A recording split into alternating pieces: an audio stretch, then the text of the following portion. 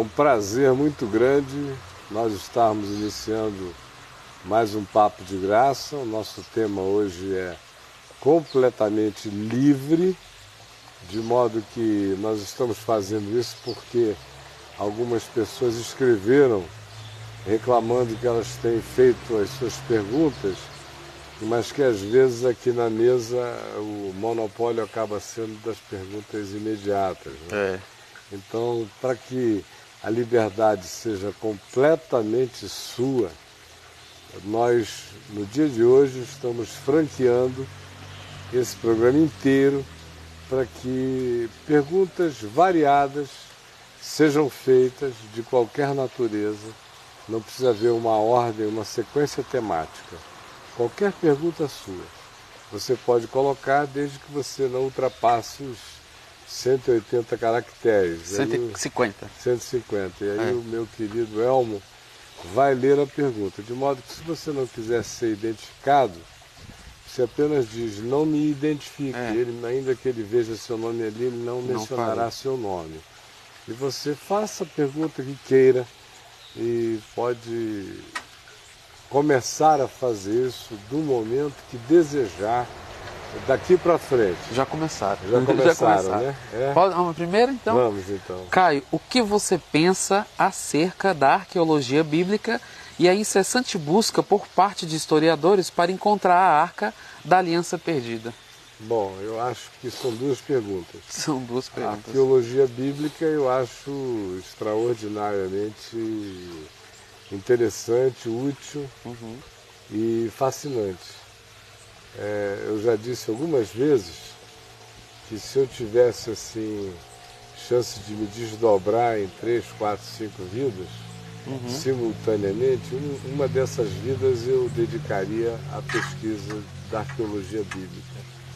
E eu tenho imenso prazer nesse sentido. Agora mesmo eu estava vendo ali na televisão, no History Channel, um programa sobre a busca da Arca da Aliança, que é um dos temas prediletos da maior parte dos filmes e documentários que viajam por elementos mágicos, relíquias sagradas, desde o Indiana Jones. A gente faz essa viagem, ou é a Arca, ou é o Santo Graal, mas o Ocidente está sempre nessa procura. E a Arca é o elemento, sem sombra de dúvida, mais fascinante pelo seu significado, pelo que ela continha, as tábuas da lei, a vara de Arão que floresceu, porção do maná, aquela simbolização da presença real de Deus, de tal modo que o templo que Salomão constrói para a Arca. É isso que às vezes a gente nem percebe, o templo é construído para a Arca, para que a Arca tivesse repouso. Foi posto lá.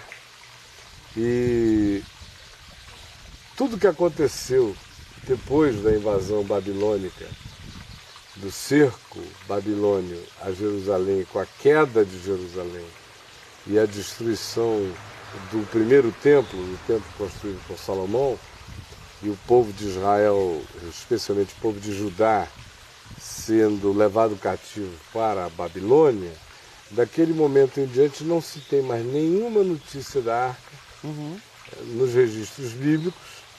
Você tem apenas alusões a ela em alguns livros culturais considerados apócrifos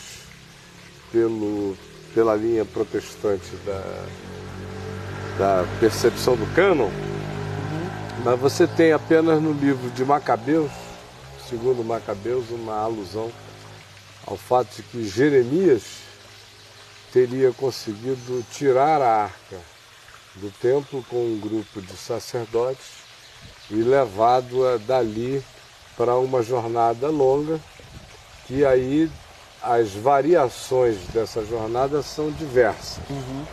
Isso aí em relação a quem leva a coisa um pouco mais a sério, do ponto de vista de que pudesse ter havido uma preservação da Arca da Aliança em algum lugar. Outros já ficam com aquela teoria muito mais improvável, que tem a ver com o fato de que, como a Etiópia tem uma população genuinamente judaica que foi reassimilada em Israel, os Felasha, que foram reconhecidos como descendentes de Salomão com a rainha de Sabá, na Etiópia.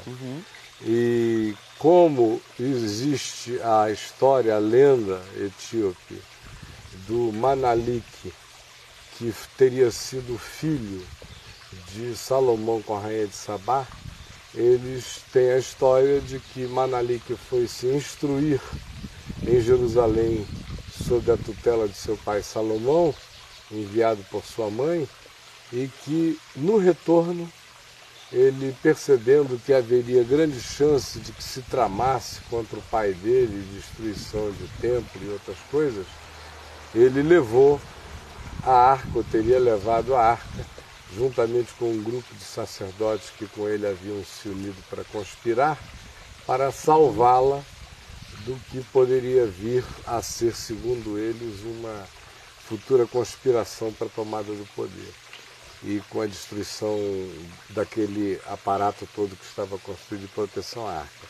Eu não creio que isso faça sentido nenhum, porque você encontra depois de Salomão, 400 anos depois de Salomão, você vê a arca sendo mencionada nos registros bíblicos no templo. É só depois da destruição do templo, com a chegada dos babilônios, é que ela desaparece, e desaparece por encanto das páginas da Bíblia.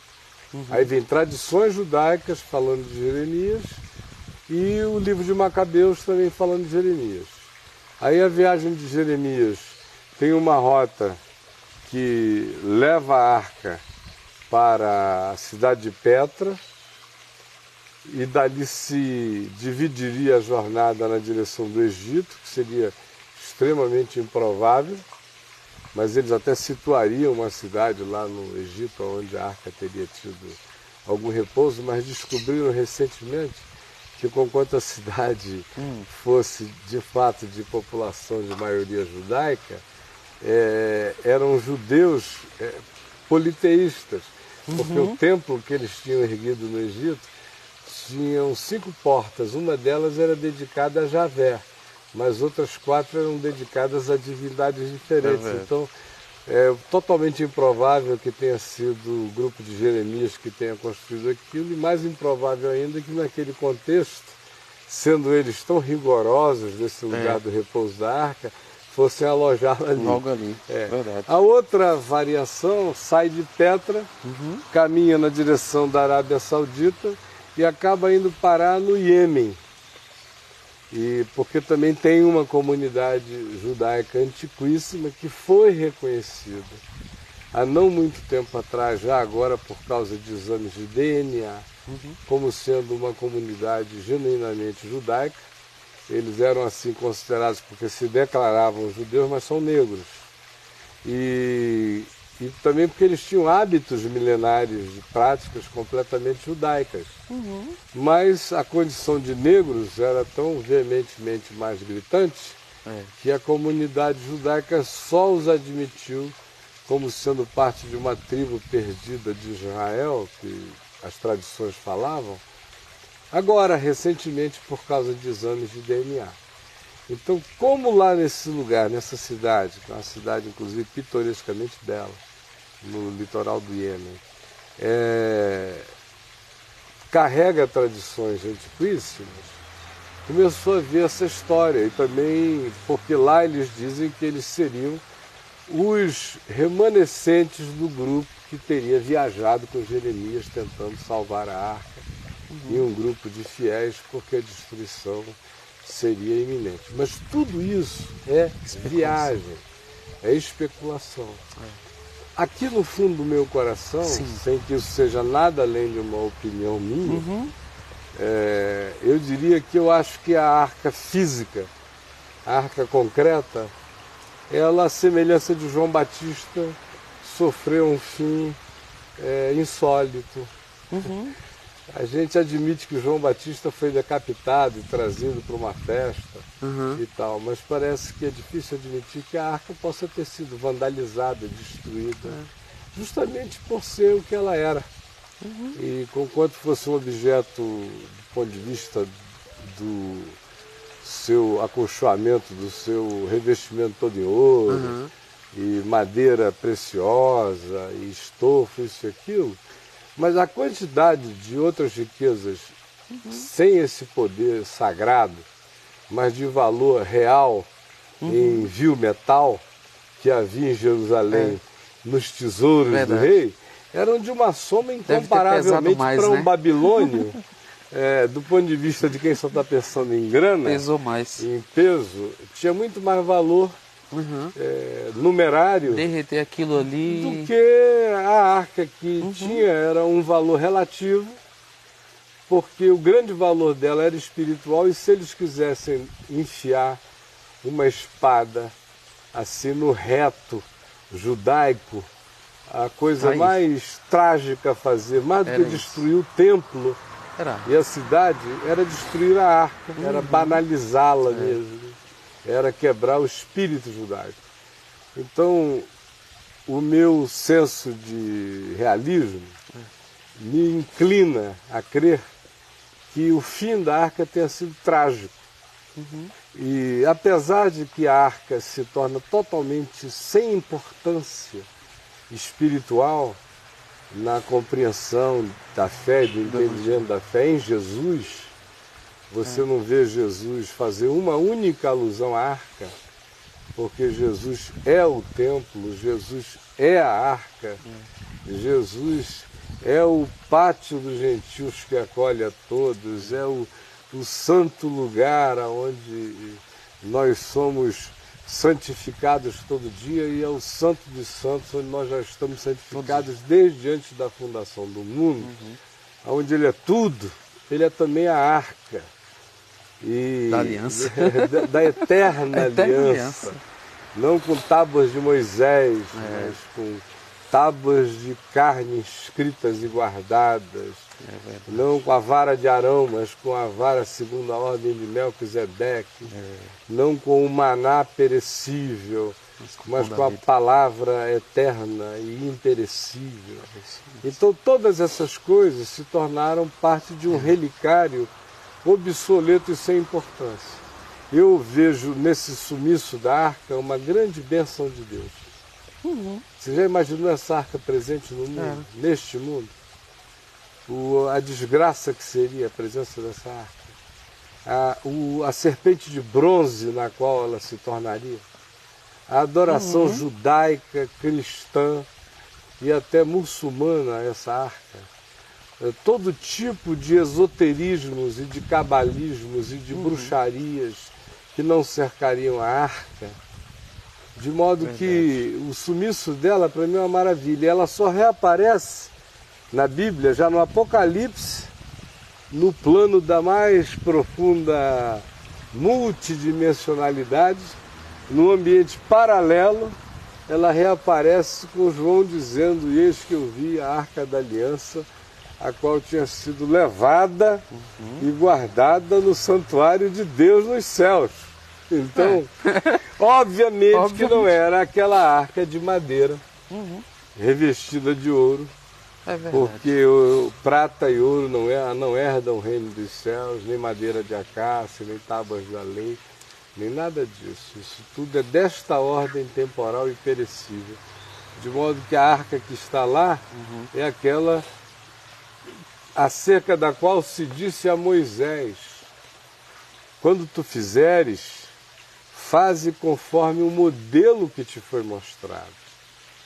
E o escritor de Hebreus diz que aquele modelo que foi apresentado a Moisés do ponto de vista métrico, e físico e espaço-temporal, era uma arquetipia de um modelo de significados espirituais infinitamente mais profundos, e que todas as coisas antes tinham sido feitas como maquete física de um modelo invisível que não era físico, nem era circunscrito à metragem daquela definição de maquete, mas era a representação simbólica arquetípica de uma catedral invisível, de algo extremamente maior que se realiza, conforme Jesus diz em João no capítulo 17, quando ele esperou o meio da festa dos tabernáculos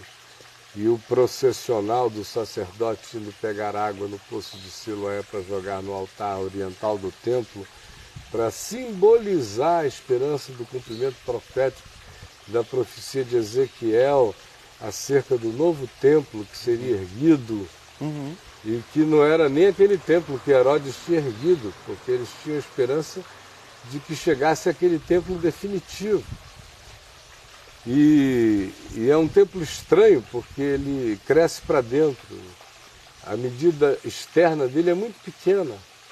Aí, à medida em que você abre a porta e você vai entrando, ele vai aumentando para dentro, para dentro, para dentro, para dentro, ele vai ficando imenso.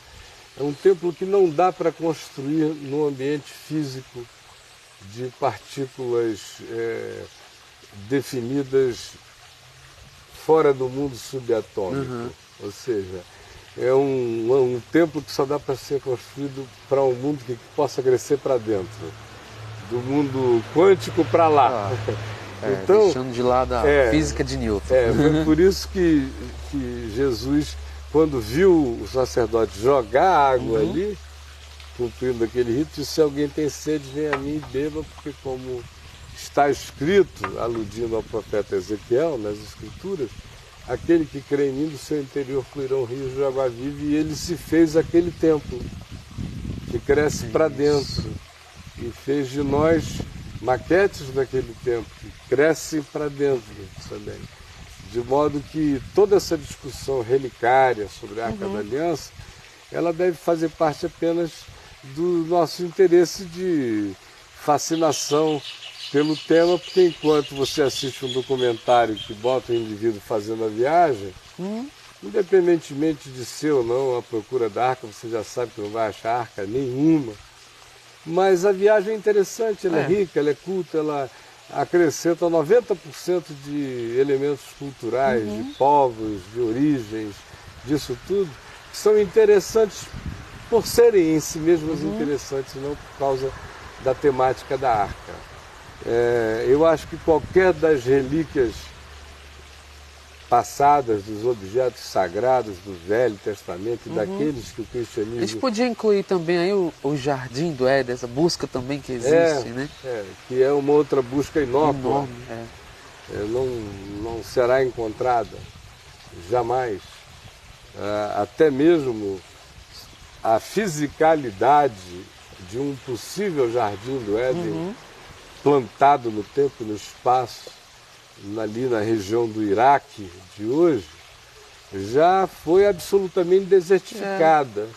Além do que, hoje eles sabem que o Tigre e o Eufrates estão ali, mas existe a menção de 4 rios no Jardim do Éden, e hoje eles veem por satélite a presença de 2 outros rios realmente ali, onde o Eufrates vem daqui, o Tigre vem daqui, e tem 2 outros rios que fazem assim, que entram aqui, que formariam um grande rio, conforme a descrição do Gênesis. Só que como houve abalos sísmicos fortes na região, como houve aumento do volume de água dos mares por causa desses abalos, o que teria sido a junção desses 4 rios, que portanto formaria o ambiente edêmico original, se fosse o caso, ainda que isso não seja importante, nem um pouco, mas sendo o caso, estaria debaixo do Golfo Pérsico, embaixo d'água. E do lado de fora é deserto, é Iraque. E assim qualquer outra coisa. Essa expectativa católica de que o Santo Sudário de Turim seja o pano que envolveu o corpo de Jesus, que foi considerado assim por pura mágica até mais ou menos a década de 80. Aí na década de 80 o Vaticano, enfim, deu permissão para que fosse feito um determinado exame. Aí cortaram um pedaço do sudário, mas o medo católico de destroçar aquela relíquia tão divinamente sagrada, que pano que envolveu o corpo de Cristo, fez com que os cientistas tivessem autorização para cortar apenas uma beiradinha. E aí, quando fizeram o exame de fato atestou pelo carbono 14 que o pano era um pano medieval e a tinta era medieval, portanto não seria nada relacionado a Jesus. Mais recentemente, o Vaticano decidiu abrir outra vez, porque alguém chegou com a teoria e conseguiu comprovar de que o Santo Sudário tinha sofrido 1 ou 2 acréscimos por causa de deterioração no material, no pano paralelo, nas beiradas, que tinha sido de onde eles cortaram. Então eles teriam feito um remendo de pano novo em veste velha, realmente na Idade Média, com uma tamanha perfeição que nem dava para notar continuidade. Entendi. Mas o carbono 14 detectou. Aí, pois bem, pediram uma autorização para cortar um pouquinho mais no meio, num lugar que notoriamente nunca tinha sido mexido. E deu um pano do primeiro século. Aí isso deu ânimos ao Vaticano de permitir que o material fosse mais examinado. E os exames estão cada vez mais posicionando com minúcias naquele período.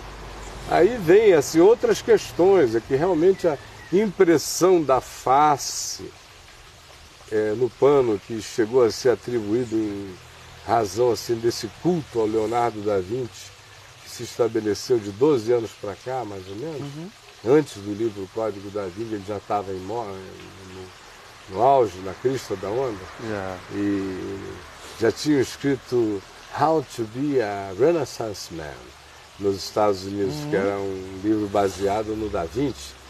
Né? O Da Vinci virou o símbolo do homem pós-moderno. Então, na esteira daquilo ali, já tinham atribuído a obra inteira do Santo Sudário ao Leonardo da Vinci, a capacidade que ele teria de misturar, de pintar com sangue, de esquentar de modo a dar uma falsificação nisso e naquilo, enfim. Um homem capaz da falsificação. Agora isso já está praticamente descartado. E o grupo religioso católico extremamente animado, porque estão com aquelas esperanças de que seja. Né? E eu peço a Deus que não tenha nada a ver com coisa alguma, porque primeiro nunca se saberá, mas a viagem numa hora dessa é tão maluca que aí, meu amigo, não tem limite. Se eles acharem que pode ser, vão querer DNA do sangue, aí vão revelar a composição do DNA, aí vão começar os cultos ao DNA do Santo Sudário, aos perfis humanos que poderiam ser gerados por aquele tipo de DNA. Vai começar uma outra surto, maluquice, né? que não tem tamanho. É tudo paganismo. No fim, o que prevalece é Jesus dizendo o que disse a samaritana: mulher, nem neste monte, nem em Jerusalém é o lugar que se deve adorar. A gente não vê Jesus dar relíquia para ninguém, não vê abençoar uma pedra santa e dizer leva para casa, não vê fazer coisa nenhuma, ao contrário, ele vai soltando pedaços de si e de tudo, ele não carrega nada, ele não manda levar nada. Ele não tem preocupação com erguer um pilar para marcar o lugar de um grande feito, nem de coisa alguma. E a gente vê a mesma despreocupação no espírito apostólico. A mesma, total. E em Paulo a gente vê até o espírito da desconstrução, que é gêmeo de Jesus. Não ficará pedra sobre pedra. Em Gálatas 4 ele chama de Jerusalém uma cidade que gera para a escravidão. Isso. Então ele dessacraliza Jerusalém, a Jerusalém física, geográfica completamente. A única alusão, um pouco mais assim, com pinta, com cara de coisa sacrossanta, em relação a alguma geografia da Bíblia, a gente encontra já em Pedro, na segunda epístola dele, eu creio, no capítulo 2, quando ele diz que aquela mesma voz, a voz que atestava que Jesus era o Senhor soberano, o Filho de Deus, o Senhor eterno, único e soberano Senhor nosso, ele diz, porque nós mesmos ouvimos esta voz vinda da glória excelsa da parte do Pai, quando estávamos com ele no Monte Santo. É a única alusão no Novo Testamento a uma beatificação de uma geografia, mas que eu não atribuo a nenhuma intenção beatificante da parte de Pedro. Porque, do contrário, ele teria feito uma das tendas, pelo menos, lá no Monte Hermon. Ele não tinha no início falado, passamos aqui 3 tendas. Nunca ele fez, nunca nenhum deles fez. Ele aprendeu a lição ali de que era uma loucura o que ele estava propondo, Isso. que era transformar o lugar da transfiguração num relicário geográfico. E era uma loucura, não sabia o que dizia. Então, quando eu ouço dizendo isso, eu vejo apenas uma reverência afetiva pela memória da experiência e não um desejo de sacralização de uma geografia. Então, respondendo, pela arqueologia bíblica, maior interesse é da maior utilidade. E ninguém tem que ter medo de nenhuma arqueologia, de nenhum tipo de arqueologia. Quando ela está equivocada, ela está equivocada. Ali na frente ela se corrige. Se a gente tiver paciência, a gente vai vendo um monte de teorias hoje meio chocantes com alguns princípios de ensino da Escritura, irem se harmonizando com esses princípios se a gente tem paciência para ver, porque a ciência é extremamente relativa, ela é teórica, ela é circunstancial, a empiricidade dela demonstra fatos tópicos, mas nem sempre demonstra realidades sistêmicas amplas, de modo que aquilo que se prova aqui não anula necessariamente aquilo que se prova aqui, nem o que se prova acolá como existências reais.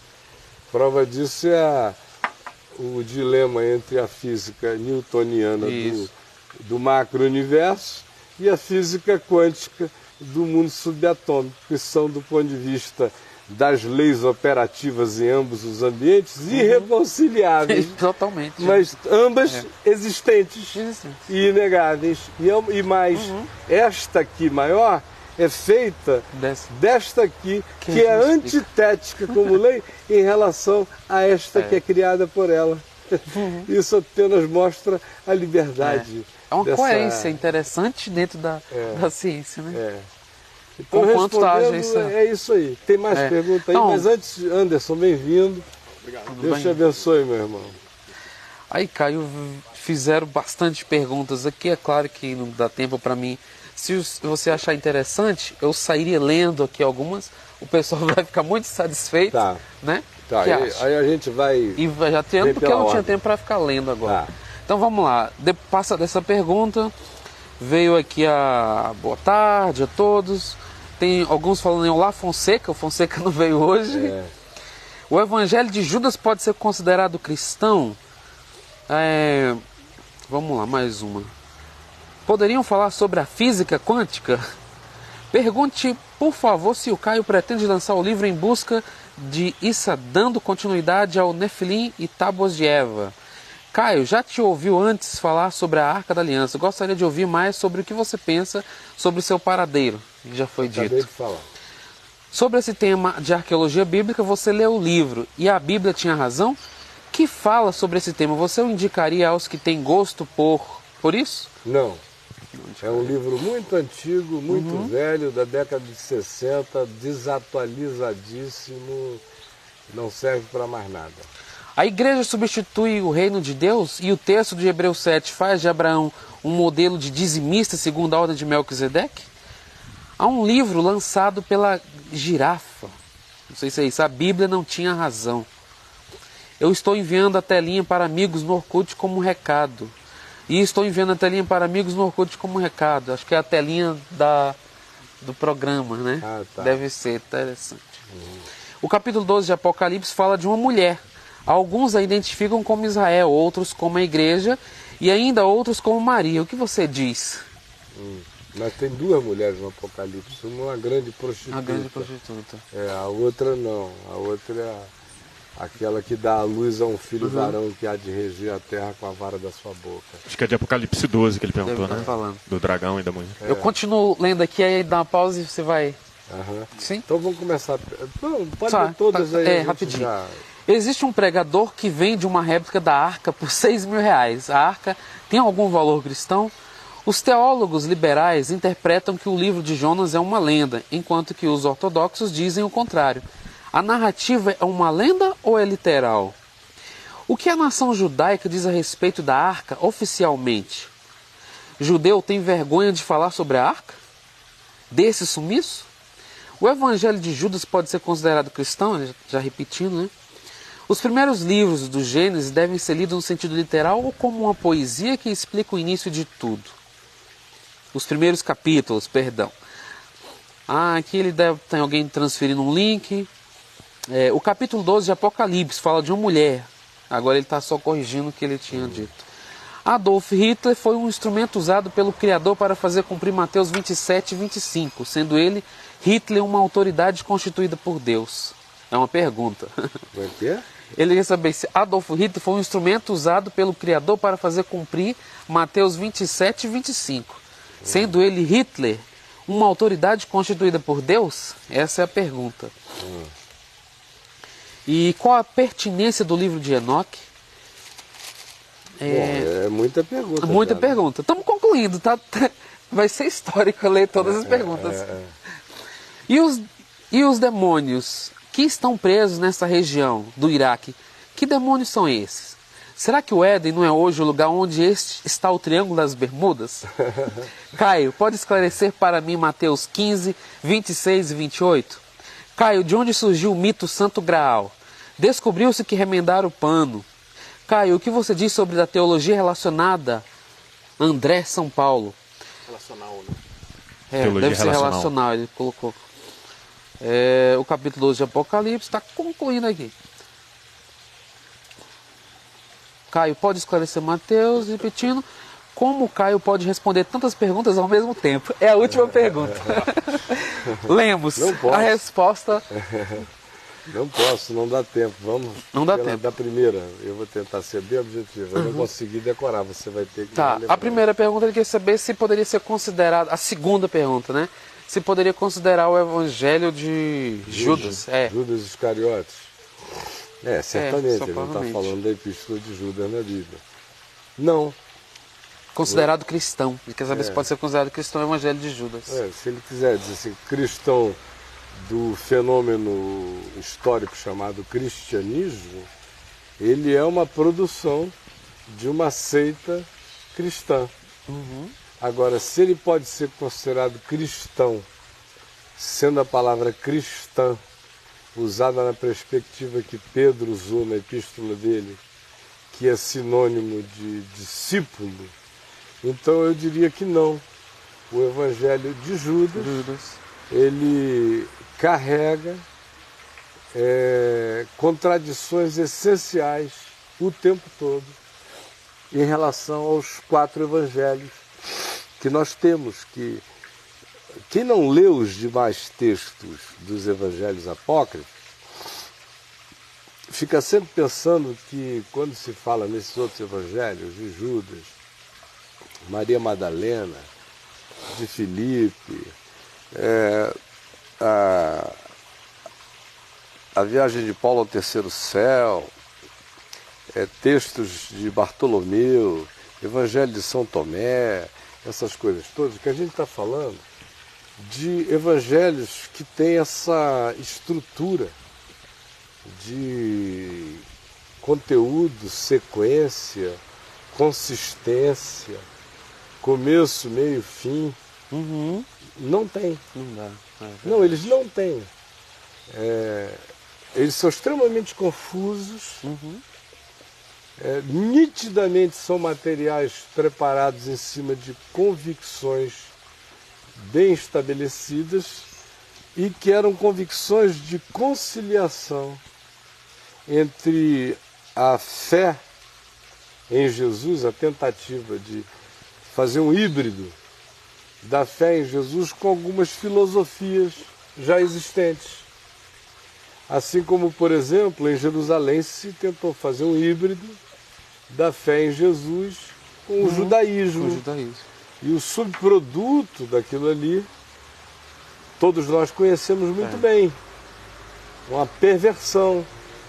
Assim como no quarto século, a gente viu uma junção, uma tentativa que foi tragicamente bem sucedida, de pegar o que era conveniente do Evangelho de Jesus e jungir, casar o que era conveniente de um estruturalismo hierárquico religioso romano constantiniano e dali formar um terceiro termo, que veio a ser o cristianismo, com todas as perversões que nele existem e a gente, sem nenhum titubeio, reconhece. Agora, os eruditos têm uma dificuldade enorme em relação a isso, de reconhecer a mesma coisa. Reconhecer que na mesma época, por exemplo, no terceiro século, um pouquinho antes, e já circulavam histórias de Jesus em versão gnóstica, gnóstica libertina, gnóstica ascética, já circulavam versões de Jesus com miscigenação, hibridização e sincretismo relacionado à Mitra, já ao culto de Cibele. Já surgiam tentativas, porque Jesus era fascinante demais para ser deixado fora. É verdade. Então, como esses cultos eram todos cultos de inclusão, eram cultos esotéricos, portanto eles tinham a mesma filosofia que a nova era de hoje tem, que é a filosofia caleidoscópica, ou a filosofia do famoso olho da mosca, com tantas possibilidades de lente de visualização quanto se possa ter, para que se tenha o conhecimento mais amplo. E o gnosticismo era a salvação pelo conhecimento misterioso, que não era dado a todos, mas a alguns escolhidos. Então, esses movimentos se fascinaram por Jesus, por um homem que jejua 40 dias e 40 noites, que fala coisas misteriosas, que tem muito a revelar, mas vós não podeis saber agora, que ressuscita de entre os mortos, que faz tudo o que fez num ambiente carregado de mágica, de filosofia, de busca de transcendência, de sobrenaturalidade, de dicotomia entre corpo e espírito e todas essas coisas. Jesus era passível, como é hoje, em qualquer tempo, de milhares de leituras. E a fascinação que ele exercia sobre esses grupos, que o chamaram para dentro, chamaram o pacote e fizeram a sua versão de Jesus segundo o gnosticismo. Assim como o Evangelho segundo Allan Kardec. É a mesma coisa. Então o Evangelho de Judas Iscariotes é um dos evangelhos segundo o gnosticismo. Ele carrega toda a filosofia do chamado cristianismo gnóstico, que é uma adaptação, é um casamento, é um híbrido, é uma miscigenação. Todo indicativo é esse, e a intenção é carregar um mistério que os demais cristãos não tinham. Porque para ser profundamente gnóstico, tem que ter um mistério que os demais não têm. Então, no caso de Judas Iscariotes, qual é o mistério que falta aos demais? É o mistério de que Judas foi o mais fiel de todos os discípulos. O mistério é a traição. A traição foi um ato de obediência. Foi Judas cumprindo o que Jesus mandou. Jesus teria orquestrado a história toda, preparado tudo. E Judas estava esperando a senha. De fato, a senha não foi Judas quem deu às autoridades no templo. Foi Jesus quem deu a Judas, molhando o pão no vinho, dando a ele, dizendo que tens de fazer, faz-o depressa. E ele, em obediência, saiu para cumprir piedosamente a profecia. E esse é o mistério, porque era algo que para os demais cristãos era antitético, ele era o filho da perdição, por falta de conhecimento, de gnoses. Nós temos o mistério. A mesma coisa é Maria Madalena. O texto é vagabundo demais. Quem ignorante a respeito do assunto fica pensando que vai abrir um texto, Maria Madalena, filha de não sei quem, irmã de não sei quem, escreve, como disse, nada. É um negócio quebrado. Aí tem assim uma rivalidade o tempo todo entre Maria Madalena e Pedro e os homens do grupo, o que é profundamente gnóstico também, porque e também há uma forma de gnosticismo extremamente feminista à época, com a valorização do papel sacerdotal da mulher, do papel da mulher como sacerdotisa sexual. Então a Maria Madalena, nesse imaginário, era a figura perfeita. E que tinha sido habitada por espíritos imundos e agora está iluminada por uma luz que os demais apóstolos não possuem. E mais do que isso, ela tem uma relação com Jesus de beijos na boca.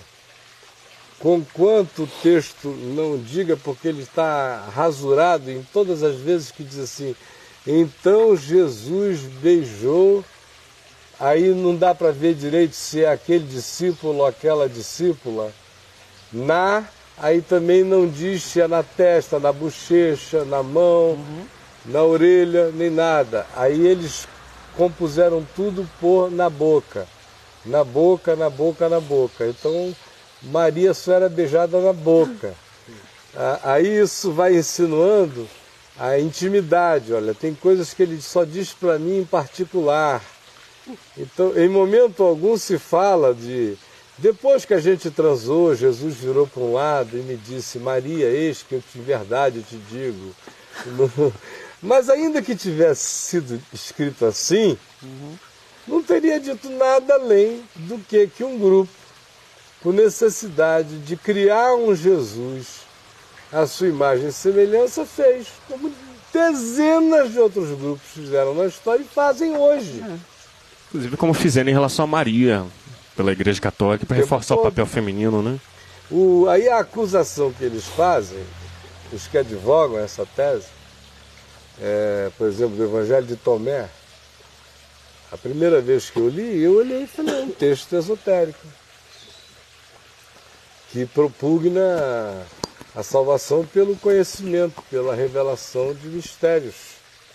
Quanto mais mistério você adquirir, mais iluminação. Então é um caminho gnóstico, não é o caminho da cruz, não é o caminho do discípulo, de modo algum. Mas você tem 4, 5, 6 frases no texto, que também é um texto muito mutilado, que são frases interessantes, frases algumas idênticas aos dos 4 evangelhos, outras com uma pequena variaçãozinha interessante. O mais recai também no âmbito gnóstico, o tempo todo. Gnóstico. Aí você vem para o livro de Enoque. O livro de Enoque não pode ser categorizado como um livro apócrifo dessa natureza, porque ele foi escrito 600 anos antes desses livros apócrifos que a gente está falando terem sido escritos. Alguns desses talvez tenham sido escritos no 2º século, outros já no 3º século. Alguns deles foram descobertos no Egito, em Nag Hammadi, aí já no 3º século. As cópias mais antigas datam daí. E era um tempo fertilíssimo no Egito, com os cultos gnósticos que graçaram imensamente no Egito e na Ásia Menor, onde já tinha toda a tradição de Horus, com o mito egípcio do Deus que morre e ressuscita. Então, as junções eram extremamente favoráveis aos casamentos e também as adaptações. De modo que são sincretismos que estão sendo levados a sérios, a meu ver, por uma razão muito simples, e alguns vão detestar o que eu vou dizer. É porque esse é tempo de que a sã doutrina gere coceira nos ouvidos mesmo. E o pessoal vai preferir aos borbotões trocar a verdade pela fábula, pela fantasia. É Paulo se reatualizando, escrevendo a Timóteo, sabe que nos últimos tempos a prevalência é de fantasia, é de fábula, é de construção, é de produção de ensinos próprios, porque a verdade do Evangelho vai se tornar insuportável. Ela se torna insuportável para a vida das pessoas. Elas não querem dar razão a Deus na vida delas. E como elas não querem dar razão a Deus na vida delas, elas constroem adaptações que lhes sejam favoráveis. Mais convenientes. Muito mais. Foi assim o tempo todo.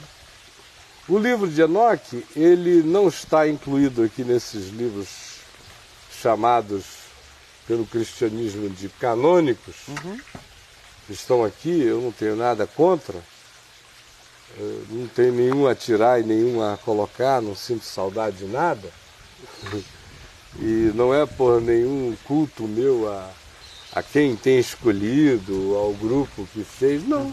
Eu simplesmente encontro sentido, coerência. Eu encontro o mesmo livro aqui. Até nas discrepâncias dos evangelhos sinóticos, eu as acho fabulosamente belas, lindas, validadoras do que está sendo dito pela errância humana. Porque elas são errâncias tão utópicas, tão banais, bobagens tão possíveis, que esses erros, para mim, fazem parte da própria validação real da narrativa. Se fosse aquela copiazinha, tudo repeteco, mas eu gosto de ver é que o cara diz 6, o outro diz não, foram 8 dias, um diz era um endemoniado, gadareno, o outro diz havia 2, mas descreve mais a história de um. Um diz havia 2 cegos à porta de Jericó, o outro diz não, era um chamado Bartimeu, não contradizendo aquele, só dizendo havia um cego lá. Ignorou um outro, se concentrou tanto num que o outro virou coadjuvante na narrativa dele. E assim são pequenas outras coisas. E livros são escritos simplesmente porque o pessoal acha que a Bíblia seria a palavra de Deus se ela for inerrante em datas, em qualquer outra coisa, mas ela não é a palavra de Deus por causa disso, ela é a palavra de Deus porque nela há a verdade da revelação de Deus ao homem que ganha a sua consumação absoluta em Jesus. E há um só Espírito por trás, né? Por trás. E é tanto verdade que aqui nesse livro de Hebreus, para não ir muito longe, se diz que um monte de outras coisas que ficaram para cá caducaram, caíram em estado de esclerosamento. Então é tão verdadeira que é capaz de chegar e dizer, olha, isso aqui era ainda parte da sombra, da maquete, do arquétipo, da simbolização. Muita coisa ficou, mas muita coisa se consumou em Jesus e não existe mais. Morreu, acabou. Aleluia. Se tornou obsoleto. É tão verdadeiro a esse ponto. Agora, eu leio esses outros evangelhos e vejo discrepância com o espírito total das coisas. E quando você conhece a história que estava por trás da composição, fica muito óbvio o tipo de gibi produzido religiosamente para agradar um determinado grupo, seita ou setor. O Evangelho de Enoque, eu ia dizendo, ele é extremamente influente na época de Jesus. Ele foi escrito provavelmente 300 anos antes ou 200 anos antes, nesse período. Ele é atribuído a Enoque porque era hábito, na antiguidade, você escrever um texto e atribuir a um homem de respeito. É óbvio que todo mundo sabia, nos dias em que o livro foi escrito, que ele não fora escrito por Enoque. Aquele Enoque? Não. Que era um místico judaico, provavelmente um ermitão do deserto, provavelmente da região de Qumran, ali no sul do deserto da Judéia, no Mar Morto, que tenha feito essa produção mística das cavernas. Agora, inegavelmente a produção é extraordinária. Tem um monte de elementos que você sente que eles são completamente fabulosos. Agora, uma quantidade enorme de outros elementos que eles vêm carregados de uma mística, de uma certa coerência de descrição espiritual harmônica com a espiritualidade da Bíblia e com a espiritualidade do Novo Testamento. Aí você vê a influência que eles tiveram nos principais, o livro teve nos principais grupos espirituais de Israel, antes de Jesus, durante Jesus, a influência que teve na formação de Paulo, que não tem como não ter estudado exaustivamente o livro de Enoque, enquanto ele era discípulo de Gamaliel se preparando para tarefas e funções rabínicas e de ensino, era texto obrigatório. Você vê essa influência presente em Paulo em muitas coisas, mesmo nos escritos do Novo Testamento, como você vê em Judas e em Pedro. A segunda epístola de Pedro e a epístola de Judas no Novo Testamento são todas baseadas no livro de Enoque, são pílulas, são resenhas, são resumos do livro de Enoque aplicado à questão que pega os anjos que tinham sido rebeldes contra Deus, os Benai Elohim, que tinham ido e gerado e se hibridizado com as filhas dos homens antes do dilúvio, deixado a sua dimensão, cruzado aquela fronteira dimensional, seguindo após outra carne. Ele usa esse elemento para ilustrar o que estava acontecendo com aqueles que nos dias dele eram os rebeldes que estavam, de acordo com Judas, transformando em libertinagem a graça de Deus, que já eram esses grupos gnósticos, não os que advogavam o ascetismo, mas os que advogavam a libertinagem, que diziam que havia uma dicotomia entre corpo e espírito, portanto, o que eu faço com o corpo não macula meu espírito, de modo que eu posso ir para a maior suruba do mundo e sair dali, adorar a Deus em espírito e em verdade. Eu posso trair a minha mulher quantas vezes eu queira e depois continuar sendo sacerdote de Deus Altíssimo, porque as coisas não se conectam. Então a epístola de Judas usa Enoque para dar um cacete já na fomentação e na construção desse cristianismo gnóstico libertino, que é o mesmo que o livro do Apocalipse acusa e denuncia quando chama de a seita dos nicolaítas, quando denuncia como a Jezabel lá de Tiatira, né? Que fazendo toda sorte de desgraça e de promiscuidade. Era o mesmo espírito crescendo que veio a produzir depois esses outros textos apócrifos que hoje impressionam tanto aos cristãos por causa, alguns de total ignorância, e os que não são ignorantes, que são os eruditos, ficam impressionados por quê? Porque a porta aberta em relação a algum texto considerado antigo, que dê a eles uma adequação filosófica ao modelo e à prática de cristianismo que eles não querem descartar, porque eles são religiosos, apesar de eruditos, mas que franqueia uma abertura enorme. Então, toda feminista radical cristã vai querer o Evangelho de Maria Madalena.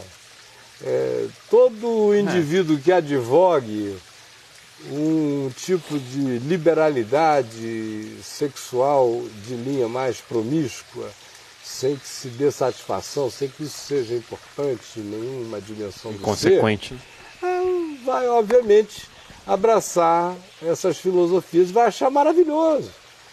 Se você pegasse o Evangelho de Lucas nas mesmas condições, Marcos, Mateus e João, e desse a eles, sem princípio, sem fim, mutilados, não sei o quê, fossem descobertos daqui a pouco, eles iam dizer, olha, não faz nenhum sentido, não presta para ler. E iriam dizer mesmo. O Evangelho de Marcos, quando interessa dizer que não serve, eles dizem que não serve. As estimativas conservadoras dizem que o Evangelho de Marcos foi escrito 17 anos depois, os conservadores. Os mais liberais postam entre 30, 35, 40 anos depois. Aí já dizem assim, já tem 40 anos, já é tempo suficiente para se fazer um mito, depois de Jesus. Mas aceitam, sem questionamento, o Evangelho de Judas, de Maria Madalena, de não sei o que, 300 anos depois. E conhecendo essa historinha inteira, então você vê como é de fato a expressão que Paulo usa em Romanos é forte.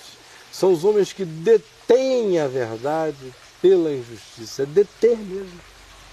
É uma deliberação. Então, voltando a Enoque, ele tem influências legítimas no Novo Testamento, que a gente que conhece o texto de Enoque reconhece no Novo Testamento.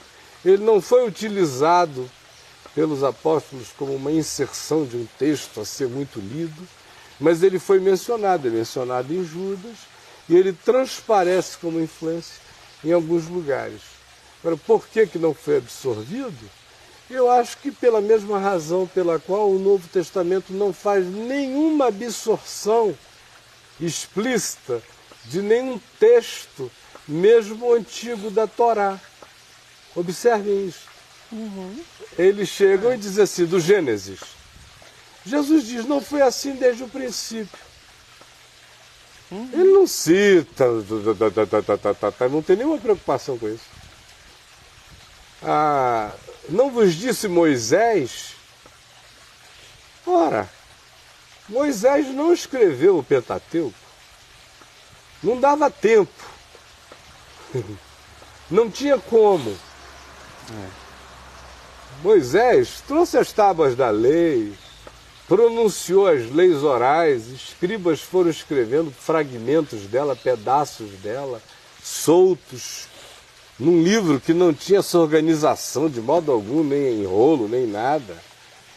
Eram escribas que tinham que conhecer, e muito mais gente que guardava as tradições orais, eram os repetidores orais. Na realidade, você encontra porções inteiras do que está escrito na Bíblia nos períodos anteriores ao exílio. Textos e textos e textos iam sendo escritos, não tão organizadamente postos. A grande organização dos textos do Velho Testamento começou a acontecer no exílio em Babilônia, no surgimento da sinagoga, do movimento rabínico, com uma dedicação muito grande à organização e o culto à figura do escriba. É quando essa organização vai acontecendo. Ela é, num certo sentido, recente, embora, por exemplo, meu querido amigo, chefe de todos os arqueólogos lá de Israel, Gabriel Bacai, tenha descoberto há pouco tempo atrás alguns textos da Torá que são contemporâneos de Moisés e de Josué. Mas nem por causa disso se pode dizer que estava tudo pronto. Não estava. Foi sendo feito. Mas Jesus não está preocupado com isso. Ele nos disse, não nos vos disse Moisés, porque para ele não importava isso. O que importava é que a procedência espiritual daquele ensino, humanamente falando, viera de Moisés. O resto não era importante, é importante só para quem fica discutindo o sexo dos anjos em texto, em antiguidade de texto, em coisas do gênero. Para Jesus não era. Você vê, por exemplo, os apóstolos nos evangelhos, quando eles citam o Antigo Testamento, há quase um desleixo total nesse citar. Para se cumprir a Escritura, ele foi morar na Galiléia para se cumprir o que dizia. Ele será chamado Nazareno. Não está escrito em lugar nenhum da Escritura que ele iria morar na Galiléia para ser chamado de Nazareno. Não está. O que eles fizeram então? Só está escrito que ele iria morar na Galiléia dos gentios. E tem toda aquela descrição que o ambiente era gentílico. E como a Galiléia era um lugar desprezível, na Galiléia dos gentios, um dos mais desprezíveis, qual é a simplificação que eles fazem? Eles citam o texto ou eles simplesmente citam o espírito do que o texto estava dizendo, sem se preocuparem com a textualidade de conjunção de palavras e letras? Esse é o tipo de simplificação e de liberdade que eles têm e que você vai vendo o tempo todo acontecer. A hermenêutica deles não é aceita nos seminários católicos e protestantes. A gente aceita a inspiração dos textos deles, porque isso virou um dogma. Mas a utilização do mesmo princípio hermenêutico, a hermenêutica cristã não adota e não aceita. Você vê Paulo do mesmo modo. Em momento algum, fazendo disso uma viagem de importância letrista ou literal. Ao contrário, você não vê nenhum deles brigando pela criação de 7 dias. Pedro, que faz uma alusão a isso, diz, porque os escarnecedores hoje dizem o mundo continua o mesmo, como desde o princípio da criação, e Jesus não voltou. Ora, o que Pedro diz serve muito mais à tese da criação evolutiva do que da criação física e fixa, da criação fixa. Porque a criação fixa acabou e nada mais foi acrescentado. E Pedro diz, as coisas não mudaram desde o princípio da criação, significando dizer que do ponto de vista dele a vida estava em processo. Né? Então, mas não existe essa discussão, essa temática. Não há essa neura neles. Paulo, em Gálatas 4, as permissões que ele tem para fazer o que ele faz no texto de Gálatas 4, nenhum hermeneuta sério permitiria um aluno fazer numa classe de interpretação de texto, num seminário de responsa no mundo. Que é pegar e transformar, sem pedir licença, Jerusalém numa cidade que gera para a escravidão, que espiritualmente está vinculada a Agar, que de fato é a cidade de Ismael, coloca o mundo de Esaú e de Ismael e dos árabes todos num saco alegórico extremamente negativo, de repente transmuda a Sara para Nova Jerusalém, que é a nossa mãe, faz essa viagem inteira e ainda diz que a Jerusalém terrestre está equivalente ao Monte da Lei na Arábia. Aí já muda a geografia inteira, acaba com a tradição cristã do Monte Sinai, na península do Sinai, lá no Egito, e o muda para a Arábia, em outra direção. E faz uma bagunça geral. E a gente pergunta com que permissão? Ora, a permissão apenas de um indivíduo que, quando lia o livro de Gênesis, sabia que ali tinha história, que dizia respeito ao Abraão histórico, a Sara histórica, a Agar histórica, ao Ismael histórico, ao Isaac histórico, mas tanto quanto havia, do ponto de vista dele, lições espirituais que não tinham sido lições espirituais desde o início. No início eram só narrativas.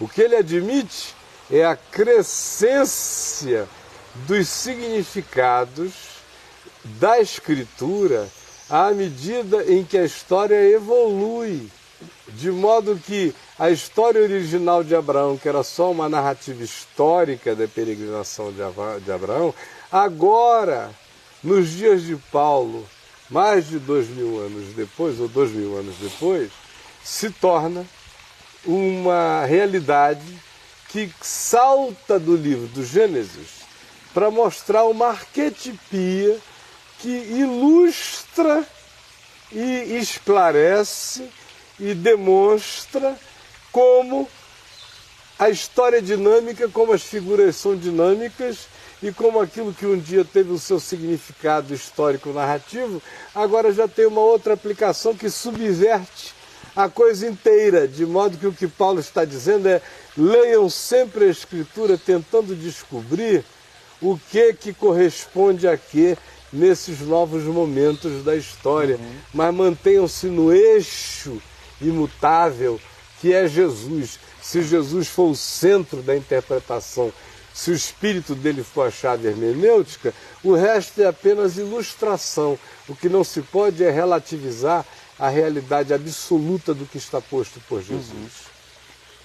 E o mesmo prossegue daí em diante, de modo que quando a gente está falando dessas questões, a gente tem que voltar sempre para o tema de sempre aqui no Caminho da Graça, que é Jesus a chave hermenêutica para a compreensão da Escritura. Porque o que Jesus fez quando ressuscitou dos mortos? Lucas, mais do que ninguém, tanto no Evangelho de Lucas quanto em Atos, nos diz que Jesus mostrou tudo o que a seu respeito constava em todas as Escrituras, começando da Torá, da lei de Moisés, que é a Torá, os primeiros livros são assim designados, como nos Salmos e nos Profetas.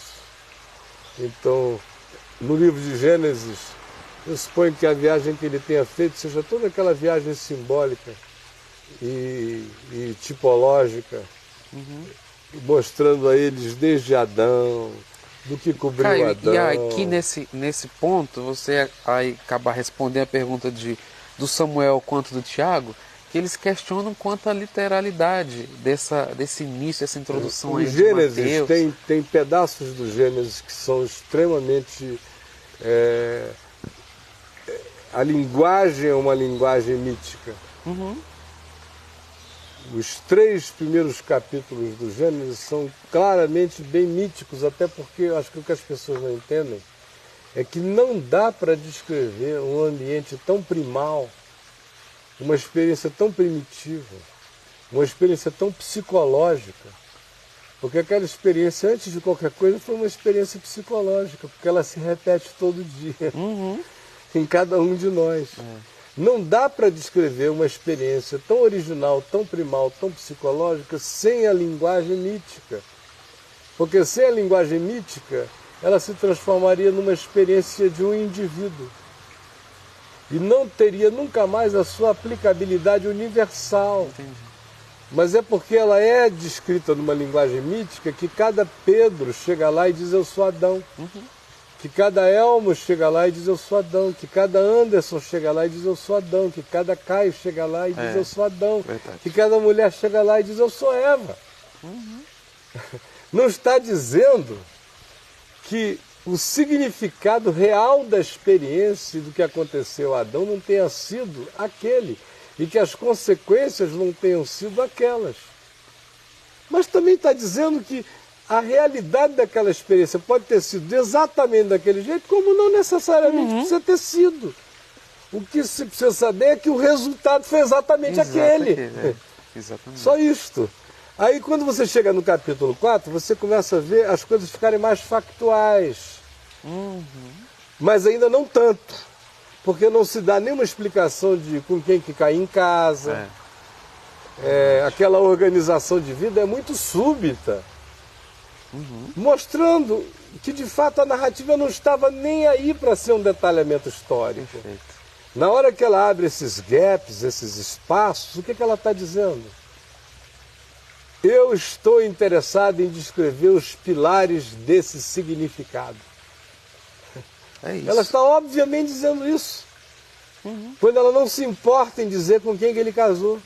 Se ela tivesse essa preocupação, se ela quisesse ser um livro narrativo, ela ia contar uma história minuciosíssima. Assim como ela não é minuciosa nas genealogias. Aquelas genealogias têm furos. Elas têm uma intenção de organizar o significado genealógico a partir dos pilares históricos que eram do conhecimento daqueles povos da antiguidade, para terem as referências sequenciais para o passado. Mas nenhuma preocupação meticulosa, de modo que o Anderson pode ter sido o tataravô do Elmo, mas o Anderson é que era conhecido e o Elmo que era conhecido. A descrição da minúcia no meio era uma perda de significado. Então, Anderson gerou Elmo, e dá no mesmo, porque gerou mesmo. É por isso que a gente também chega e fica fazendo perguntas sobre as idades daqueles homens no Gênesis. O cara viveu 900 anos e morreu. Isso não pode ser literal, tem que ser metafórico. Mas não dá para explicar que naquela mesma genealogia tem um que tenha vivido 34 anos, morrido e gerado filhos. Porque se a gente manter a proporção, o garoto tinha que ter gerado filhos com 3 anos e meio de idade. Então, você tem que ter um mínimo de bom senso na leitura e ver qual é a intenção da Bíblia em cada uma dessas coisas. Eu, por exemplo, não tenho nenhum problema com as idades. E não tenho nenhum problema com a admissão dos gaps. Assim como no Evangelho de Mateus, aquela genealogia de Jesus toda organizadinha, está furada.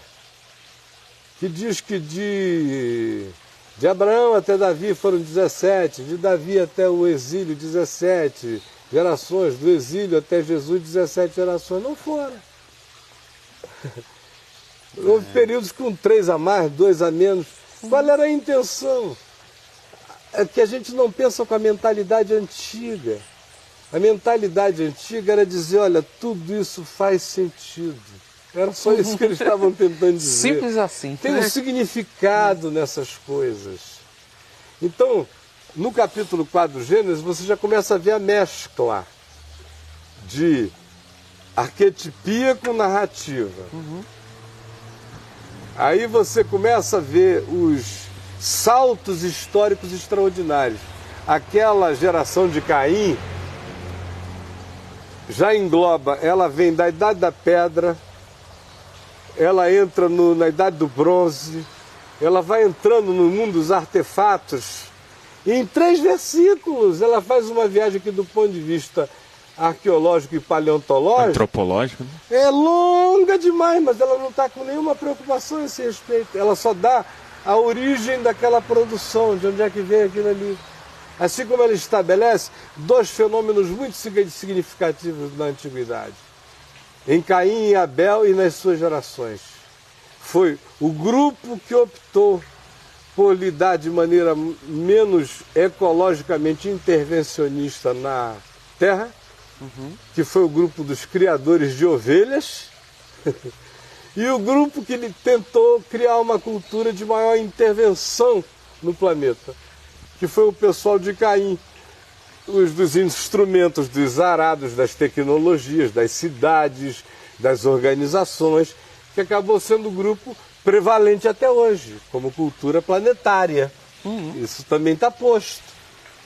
Quando você chega na história dos Benai Elohim, que no meio disso tudo passa a ser um evento chocante, os filhos de Deus possuíram as filhas dos homens, o livro de Gênesis deixa a gente numa situação muito complicada, porque ele gera uma sequencialidade histórica naquilo. Surgiram gigantes, ele amarra essa produção dessa nova geração híbrida a pessoas e a grupos históricos que vão ser encontrados na sequência da Bíblia posteriormente, vinculados a eles. Diz que houve uma alteração física, que eram pessoas de uma estatura monumental, e diz que aquilo trouxe um poder de dominação e de superioridade a eles, não só pela força, mas pelo poder mental e de controle mesmo, que eles se tornaram os donos da antiguidade. Em razão do que todo o caminho humano foi pervertido na Terra. Aí vem a história do dilúvio, que carrega elementos de uma simplicidade de narrativa mítica, mas que hoje dificilmente você encontra arqueólogos na Terra e antropólogos na Terra dizendo que o dilúvio é uma narrativa mítica. Porque das narrativas míticas é a mais miticamente universal, repetida por todos os povos da Terra.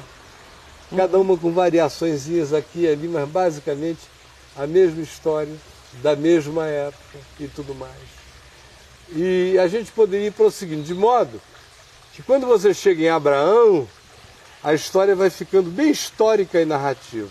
Narrativa com épocas, com anos sendo contados, porque é a história de um indivíduo. E assim é a sucessão dos patriarcas.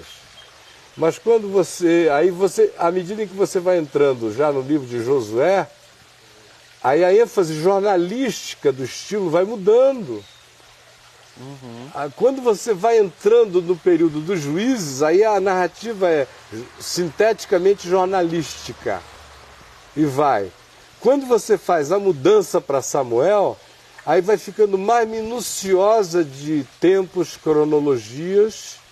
Quando você entra em Reis, Samuel, né, e Crônicas, aí Crônicas já abusa dos detalhamentos. Mas esses livros foram sendo organizados. Assim como, por exemplo, o livro de Salmos. Não era assim, ó, produzir mais um, encaixa aí, ó. Qual é o número? 34, esse aí. Não foi nada disso, não. Essa ou vamos organizar aqui, bota os números pra tempos frente. Depois. Isaías. Isaías não sentou ali e ficou psicografando igual um Chico Xavier da vida. Há muitos textos no livro de Isaías que foram escritos pelo profeta Isaías.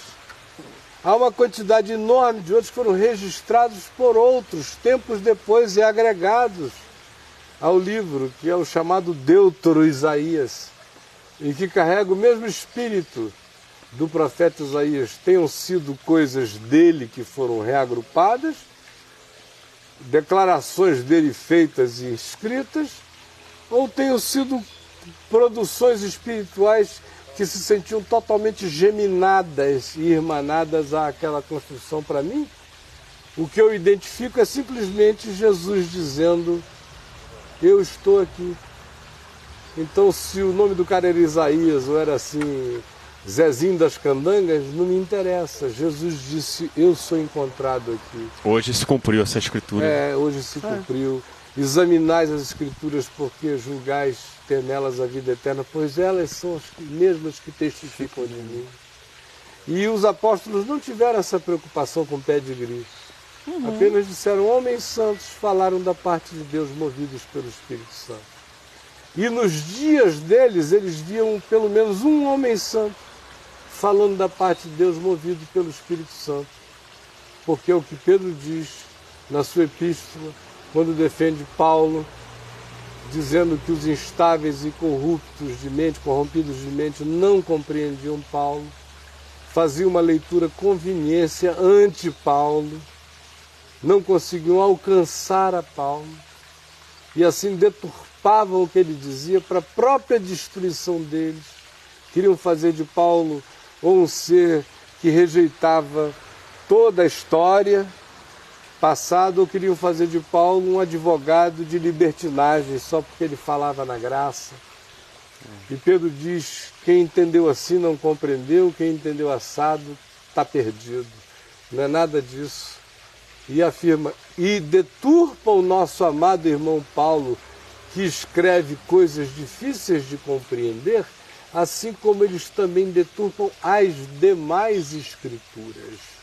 De modo que Pedro teve a macheza espiritual de colocar Paulinho, que ele conhecia as verrugas, o olho remelento e tudo, de conjuntivite crônica, entre os homens que faziam parte do composer das demais escrituras. Em pé de igualdade, porque para ele, se fosse palavra de Jesus, estava em pé de igualdade com qualquer outra escritura.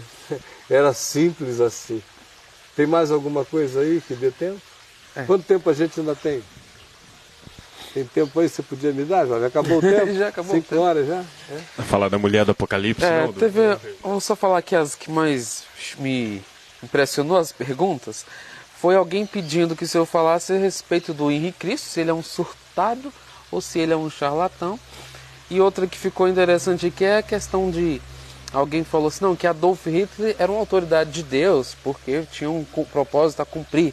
Aí alguém falou, não, sendo assim, então eu poderia dizer que os traficantes também são autoridades. Não, nem aí os traficantes já são gente muito boa, né? O diabo, tudo que o diabo está fazendo na terra, quanto a gente saiba que o diabo serve a Deus sem querer, mas as malignidades dele a gente tinha que agradecer ao Senhor por cada uma delas, né?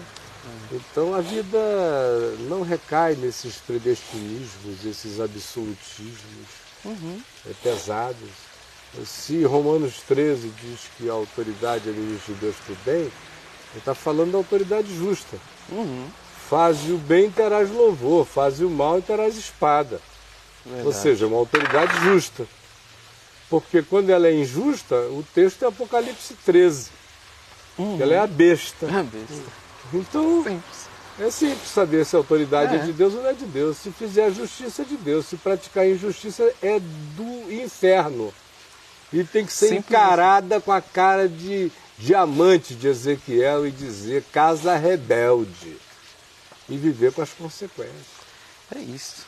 Bom, você, se quiser guardar, amanhã a gente pode continuar com o tema livre. Tá bom. Dá para salvar algumas dessas Eu perguntas posso aí? salvá-las, sim, Tá bom? sem problema. Então amanhã a gente continua com o tema livre. Você já elabora a sua pergunta e pode enviar assim que o site abrir aqui o chat, porque já deu para ver que não dá para responder mais do que umas 10 perguntas. Conquanto muita coisa foi respondida no contexto aqui, eu muito creio. mesmo. Eu creio nisso. Foi muito, eu vi aqui muito satisfatório as respostas, dá para ficar satisfeito, não dá para reclamar hoje. Até porque, à medida em que eu vou respondendo uma e vou lembrando de questões embutidas, eu já vou passando, dando aquela resposta para ver se a pessoa em casa aproveita, né? Isso. Mas é que às vezes, se você não disser assim, agora, respondendo a pergunta de fulano, de fulana, e repetir aquilo que você disse no corpo de uma resposta, e não disser outra vez, parece que não houve uma resposta àquela questão, né? Essa tem que ser parte de uma outra pedagogia que a gente vai aprendendo na vida, que é de se sentir respondido sempre que a vida responde. É verdade. Né? E não quando a gente pergunta. Isso. Tem gente que nunca ouve respostas, E já sabe porque tudo. só ouve as respostas se elas vierem depois de uma pergunta. E como endereçadas àquela pergunta. Mas não consegue ouvir a resposta quando a vida responde. E quem mais ouve respostas na vida são os que não ficam esperando o eco. Fazem a pergunta e ficam esperando o eco. São os que fazem a pergunta e se aquietam. E ficam só ouvindo, porque esse vai ouvir a vida responder. Sempre ouvirá. Alguém pensa, não é minha pergunta, não vou nem prestar atenção na resposta. Não é a minha, ele está perdendo tudo. É igual a mensagem que se ouve para os outros. Que pena que fulano não está aqui. É um problema de crente, basicamente. Né? Ele vai para a reunião pensando em quem deveria estar lá. Ou em quem deveria pregar, né? Fulano que vai pregar, não quero nem ouvir, não quero nem saber se Deus está aqui, se Deus quer falar, detalhe. Deus só fala através do fulano, né? Pelo menos comigo.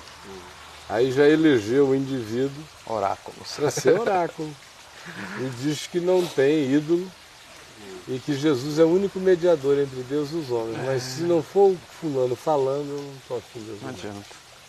Então, para mim, é a negação de tudo. De tudo mesmo. Verdade. Porque se você me perguntar, olha, quem foi o pregador que você ouviu, que te impactou na vida? 3, 2, 3, 4. Isso foi um impacto do pregador, provavelmente muito mais da pessoa que eu conheci depois e vi que ela era igual ao que ela pregava. Mas as pessoas que mais me impactaram nessa vida nunca pregaram. Não tem nem coragem de subir a um púlpito. É verdade. Tremem se subirem lá. Mas o impacto é respondendo à vida. São os teólogos dos passos. das respirações, dos suspiros, dos olhares, dos silêncios, de um curvar de cabeça que te diz milhões de coisas, de um sorriso que te fala do amor de Deus mais do que 1000 compêndios. Agora, quem não tem olhos para ver e ouvidos para ouvir, passa batido. Ouve o programa todinho esperando a resposta dele. Está ocupado igual o sacerdote e o levita que tem que descer até Jericó e não veem que o privilégio está estendido e ensanguentado como culto clamante no meio do caminho. Jesus falou, né, que responder essa geração que se vem um que chora, vocês não querem, se vem um que brinca, vocês também não querem. Não estão satisfeitos com nada. Deus consegue agradar, né? Gente boa e amada de Deus não é o caso de nenhum de vocês, né? Tem gente pedindo para encerrar. Dá para encerrar o papo com a oração? Claro. Fernando Augusto Lopes. Claro, com todo prazer. Você tem algum pedido de oração específico, Fernando? Rapidinho, que a gente só tem mais 5 minutos. Se tiver, digita aí, com essa agilidade internetiana que eu não possuo. Estou esperando. Uma oração, mas... Se alguém tiver um pedido, é só fazer. E enquanto fazem, eu queria só dizer o seguinte, vocês que leem o site todos os dias, vão me ver escrevendo um pouco menos. Hoje eu até consegui colar lá uns 3 textinhos rápidos, porque eu não estou conseguindo escrever mais do que 1 hora. Eu fiquei com uma síndrome de movimento repetitivo nessa musculatura aqui, que está uma coisa insuportável. Então eu sento ali e começa aquela dor horrorosa, eu vou ter que botar uma tipolinha e dar um tempo. Estou tentando ir lá todo dia, botar pelo menos 1, 2 respostas, escrever um texto, pegar coisas importantíssimas do site que estão lá atrás, puxar para frente. Porque quem vai chegando agora pensa que o site começou ontem e não sabe que a maior riqueza dele está em 2003, 2004, 2005, que nem todo mundo vai ler lá embaixo. Aí vai só lendo novidades e não lê o site. Eu fico puxando para frente para ver se renova a mente e o interesse das pessoas, mas não vou poder dar essa dedicação toda para relaxar essa musculatura. De modo que eu incentivo você que tem cartas a fazer, a me enviar, perguntas, aproveite essa semana de tema bem livre e pode perguntar sobre o seu casamento, os mesmos tipos de cartas que a gente ouve lá, sexo, namoro, casamento. O Elmo não vai dizer, o fulano não sei de onde está perguntando, ele também não sabe nem quem você é, não tem interesse nenhum na sua vida privada ou particular. Se não quiser mandar no chat, ele pode te mandar para um e-mail. Pode. Não é? Pode mandar no webmaster@caio-fábio. É o e-mail que eu atendo, Caio Fábio. Então o e-mail do Elmo... webmaster@caiofabio.com. E se ele não estiver aqui amanhã, ele mesmo encaminha. Eu já encaminho para quem virá aqui esta manhã. De modo que você faz, tira seu nome, bota ali curtinho para poder dar tempo da gente ler e responder muitas cartas. O Fernando, que pediu a oração, ele disse que nada em específico, mas muita gente aqui está pedindo para orar pela esposa, pela família. Não vou citar os nomes de todos. Pelo William, queda de cabelos, eu achei interessante aqui. Uma oração pela Maria Cristina, pela minha mãe, por favor. Agradecer a Deus pela existência do Papo de Graça. Oração pela minha família. Aqui já quem disse foi o Anderson, que não é você. Pela compreensão dos meus filhos, quem falou foi a Neuza, a Cristiane, para descobrir qual a minha missão na vida. E Jairo Xavier pela minha família. O Tarcísio pede oração pela Maria José. E é isso aí. E você podia orar para nós? Posso sim. Ok. Ó Deus e Pai, no nome de Jesus, meu Deus, eu quero te pedir por cada um dessas pessoas agora, que fizeram pedidos específicos e que a gente não tem condição de fato de ver cada uma, mas o teu poder e a tua autoridade é suficiente para atender cada pessoa nesse momento, Senhor. Eu peço que tu olhe para o coração de cada um. Eu peço que tu olhe pelas necessidades de cada irmão que está acompanhando esse programa. Mesmo aquele que nem citou o nome, aquele que nem o chat pôde abrir, mas que está ouvindo essa mensagem nesse momento, que participou, que ouviu. Eu peço, Senhor, olha a necessidade. Cuida do coração, Senhor. É em nome de Jesus que eu te peço. E eu já te agradeço pela tua graça, pela tua misericórdia. Peço que tu nos abençoe, que tu continue abençoando esse programa, que tem sido uma bênção de vida, de realização, de mudança interior, de realidade. Meu Deus, nos abençoe, nos perdoe. E desde já eu te agradeço por tudo, em nome de Jesus. Amém. Obrigado, mano amado. Nada. Obrigado, Anderson querido. Obrigado você. Divulgue o Papo de Graça. Ajude a VIV-TV. Está aí bem na sua carinha como é que você pode fazer para ajudar. Tudo isso que aqui é mantido pela voluntariedade de quem ama. E até amanhã, com a graça de Jesus. E hoje à noite, não esqueça, todo dia, 9h30 da noite, tem a repetição do Papo de Graça da semana anterior. Se você perdeu, veja hoje à noite, peça aos amigos para verem também. Beijão, tchau, tchau, até amanhã. Até amanhã.